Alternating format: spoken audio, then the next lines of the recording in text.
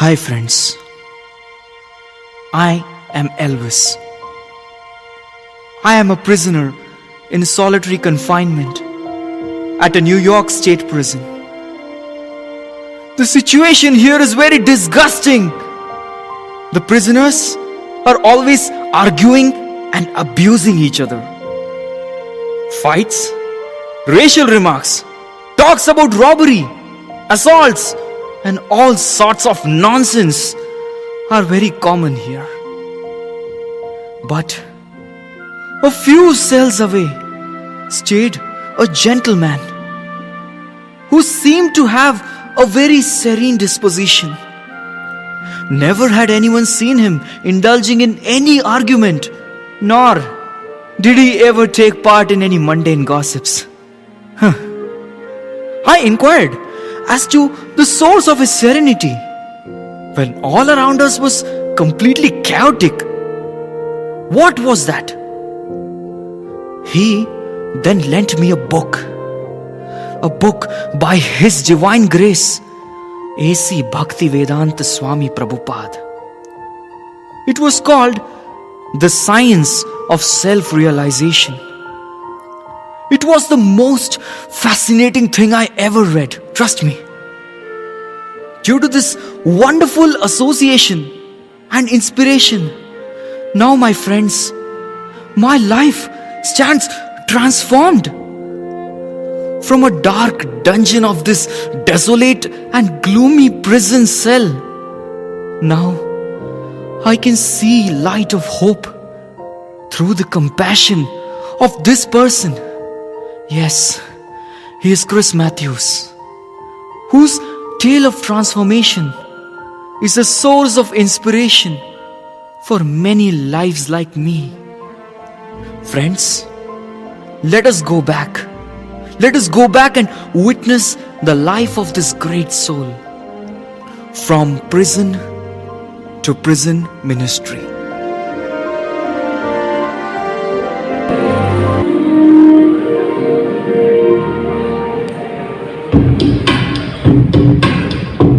It is July 1986. Chris, along with his friend Jack, together are celebrating. Here they come. Cheers, Chris. Life is meant for enjoyment. So let us enjoy. Eat, drink and be merry, Chris. Life is too small to worry. Sure, Jack. This is it. This one is for young America. Dear friends, at this point of time, I think you should all know about a person who introduced Chris and Jack to this very, very heinous acts, and his name is Billy. Check the mic and make sure it sound right, boys.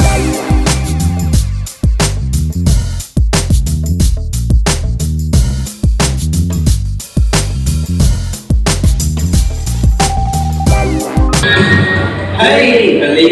Hey, Billy, what's up? I'm fine, friends. What's up, huh? Hey, friends, what is this, huh? Bottle? Huh? You should go up now, huh? It's high time. You should taste some nectar. You know what is nectar? I'll show you. Come. Man, you always come with something cool, huh? Show me what is that? This is it. Chris, this is it. This is morphine. Nectar from heaven. No, it's highly addictive drug. Who cares, Chris? Let's enjoy, man. Yeah, come on, let's enjoy. Chris, let's enjoy.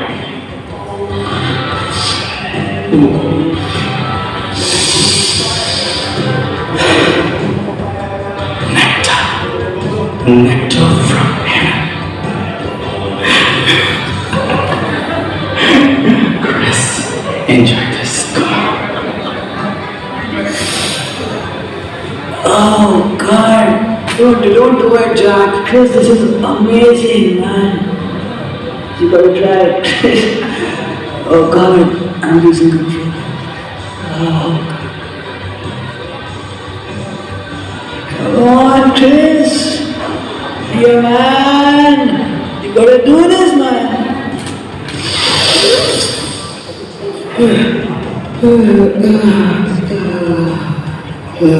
Tell me, Chris, now where are you? In Moon, Jupiter, or Venus?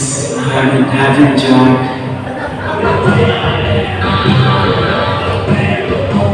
And in this way, the morphine, true to its highly addictive nature, made Chris and his friends its slave. Dance, drinks, and drugs became their daily routine.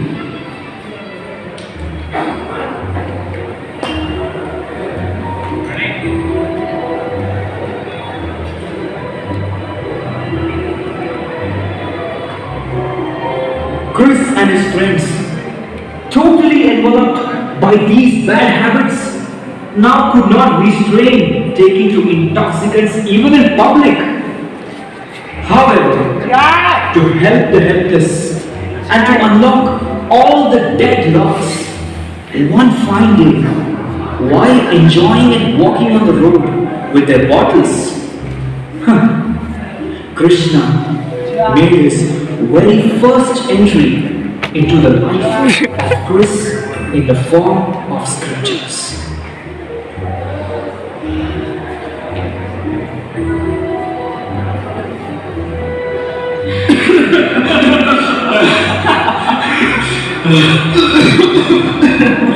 Chris, are you okay?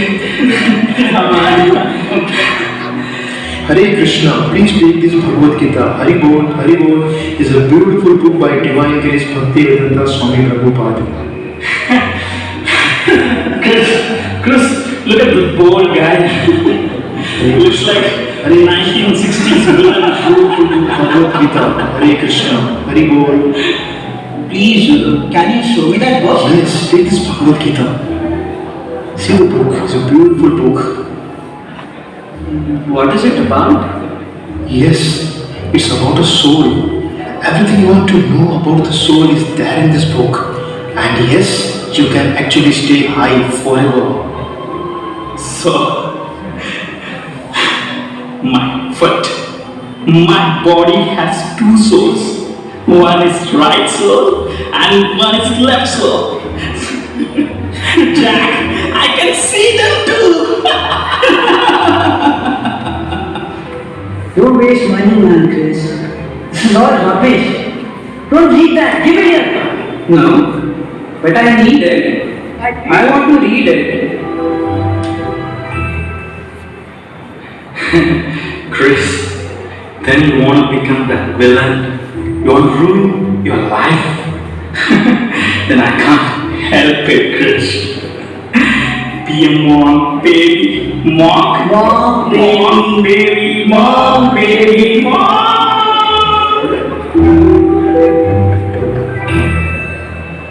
Taking this book, Chris went home. Eagerly did he open his room and started reading the wonderful book, Bhagavad Gita, as it is. But then,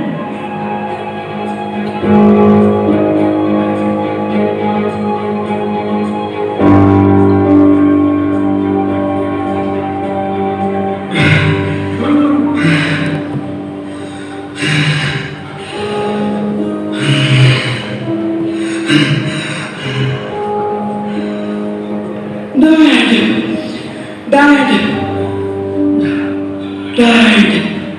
Chris, Hasan, what happened?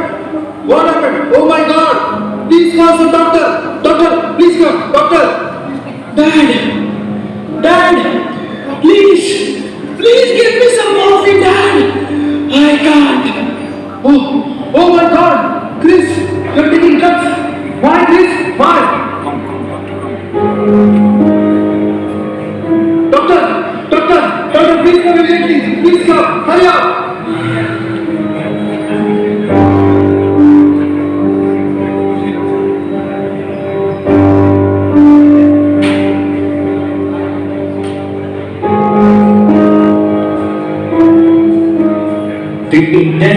care unit.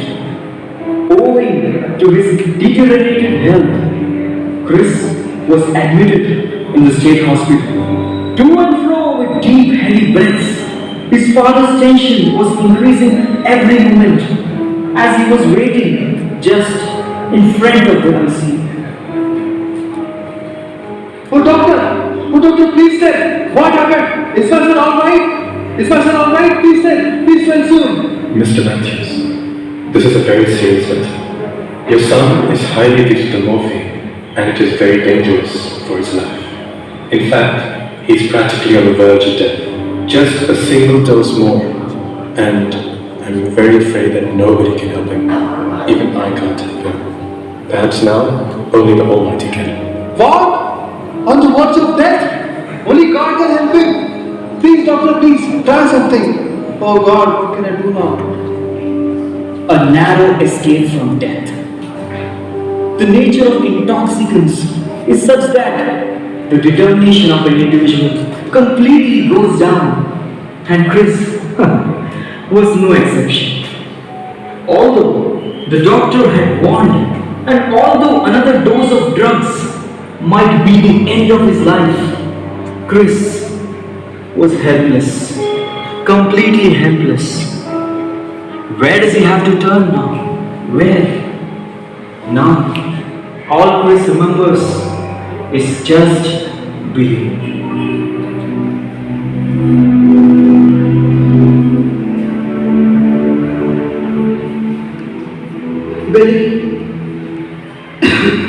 Billy, I need drugs. Please give me some morphine. Okay, take it. But don't ask me anymore. Okay? Chris, do you understand? But I need more, Billy. Don't just sit there. Get me more drugs, man. Come on. Oh, shut up. Shut up, Chris. What the hell do you think you are? And drugs is not cheap. It costs, man. It costs equal to gold. Bring me money, then you get this. But I have no money, man. What do you think, Chris? Do I look like a monk? Huh? Then forget it. If you don't have money, forget it. No, I need it. I can't live without it. Then get some money. Get some money by robbing, killing people. Huh? Then you'll get drugs. I don't care. I don't care even if you go to hell. Billy, please don't do this. You got me to this. Oh God, help me. Please help me, God. Hey kid, I got you into this. You understand? It was your choice. As far as you dying, huh? I don't care. Get it? I don't care. This Billy don't care about anyone. No, Billy!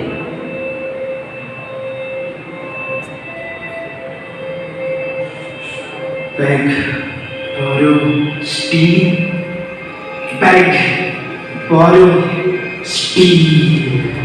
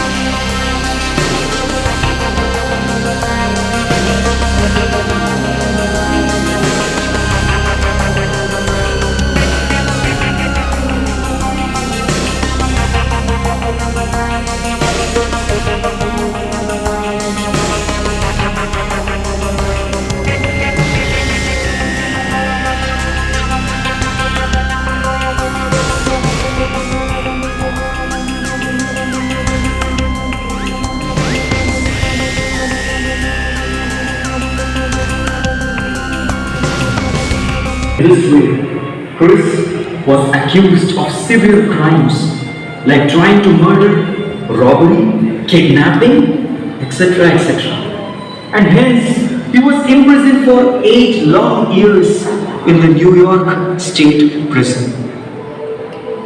Inside the prison, Chris Matthews decided to break free himself. He didn't want to live the way he lived. He just wanted to simply break free. Not a physical escape, but a spiritual one. Oh my Lord, what have I done to myself? From morphine to 8 years of this dungeon of a prison cell, I have ruined myself. However, I will charge it. I will try my best to change myself. I will try to live a spiritual life.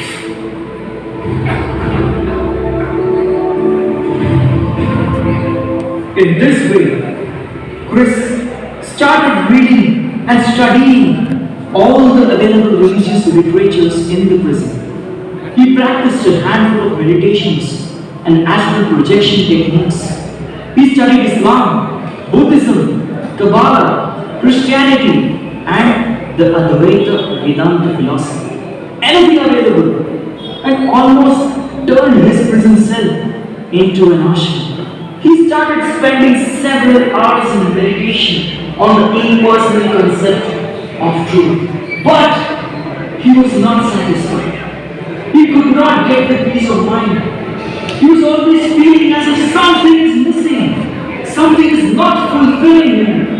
His frustration was not reducing, but he quickly learned that trying to still the mind is, as Arjuna said, impractical and unendurable, for the mind is restless and unstable. After years of trying the techniques of Krishna, described in the 6th chapter of the Bhagavad Gita, he simply threw up his hands. Despite all his studies and practice, he was still miserable. Nothing helped him at all.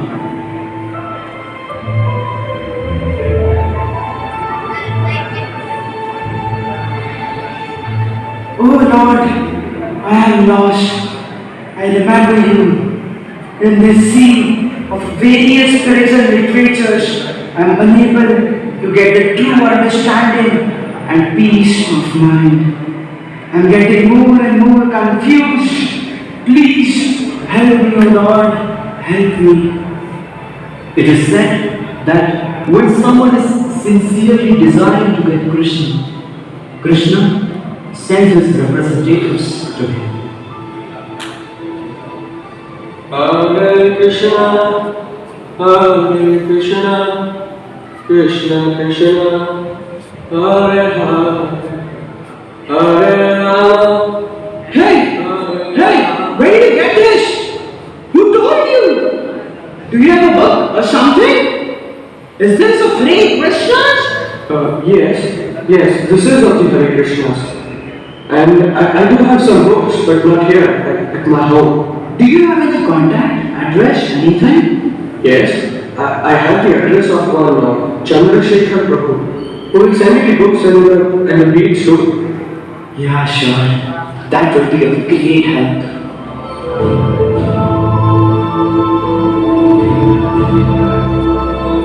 In this way, Chris Matthews finally came across the address of Chandrasekhar Das of the ISKCON prison ministry. He wrote him and got reply in a month with Bhagavad Gita as it is, beyond birth and death, and the science of self-realization. After this, Chris's life was only in the purports of Srila Prabhupada. They gave him a new life. It was like greeting an old friend to him.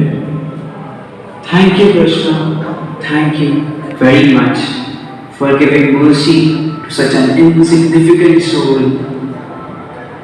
In this way, Chris started chanting and became a vegetarian, even though his only need for those years was beans and macaroni and cheese. I want to chant, but beads. Yes, this bed sheet. I will tear off this bed sheet and make beads. I will make of it. I will make altar from these books. I was never feel like this in my life as I am feeling today inside this prison. Finally, in July 2000, Chris was released from the state of New York jail. After being released from the prison, Chris went to the Atlanta temple for the God Purnima festival. He hadn't been inside the temple for 17 years. What a bliss it was to have the company of devotees and be in front of the deities, hearing the transcendental vibrations of the Maha Mantra. These stimuli made Chris decide to do what his life was meant for. Yes, what it was meant for. Serving Krishna, although he didn't know how. After a few months, Chris started a branch of the ISKCON prison ministry. He wanted to give that opportunity to others. Devotees were sent to the prisons and they used to hold kirtan and Gita classes and distribute prasadam for all the prisoners. His heart felt great compassion for the souls who sat and walked where once he did so. So, Chris bought all the Prabhupada books, put advertisements on the internet, and got in touch with every state asking permission to send books and correspondence classes to inmates of the cell. In only 4 weeks, Chris received permission from 76 prisons to send them books, beads, and correspondence classes, and he received all the books and class materials to do it. In this way, Krishna's compassion through Chris Matthews by the way of ISKCON prison ministry still continues even today. Yes, even today, to reach out to many souls just as it had reached me.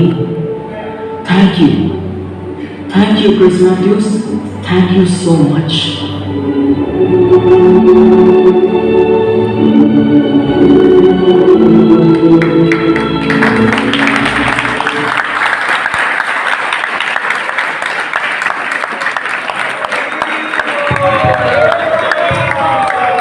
Very good.